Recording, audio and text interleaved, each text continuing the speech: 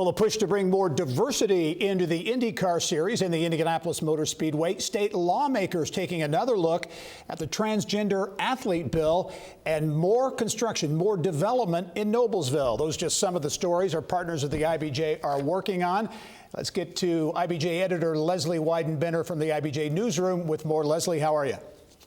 I'm doing great, Gary. Thanks for having me. Good. Lots of change at the Indianapolis Motor Speedway since the acquisition by Roger Penske. Among those changes, a real focus on diversity when it comes to the series, when it comes to the fan base, and that is really continuing. There's no doubt that INDYCAR fans have traditionally been a pretty white audience, very male-dominated, but increasingly the Speedway is trying to encourage more people of color. And, you know, they're really focusing on those people who live pretty close to the Speedway, maybe lived in Indianapolis their whole lives and have never come out to the track. And they're really trying to welcome in a new group. And in addition, they're supporting race teams owned by women and people of color, and in addition, looking for vendors who are people of color as well. Yeah.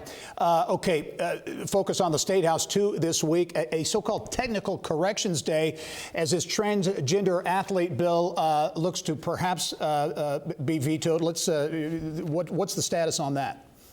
So this is the legislation that would prohibit youth sports. So this is high school kids and younger. It's not college kids. Right. It would prohibit transgender girls from participating in girls' sports. And Governor Holcomb vetoed that bill, but the legislature is going to use what it calls a technical corrections day, and they're expected to override that veto pretty easily. Yeah, it will be interesting to watch. That's happening on Tuesday. On Tuesday in the week ahead.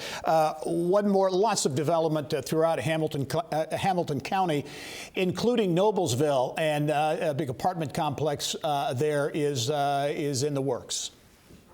Yeah, this is at the Village at Federal Hill. It's west of the river there, downtown. This is a development that will eventually include some 200 apartments.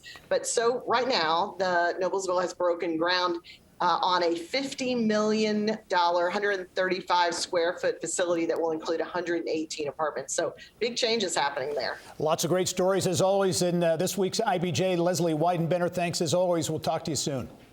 Thanks so much, Gary. All right.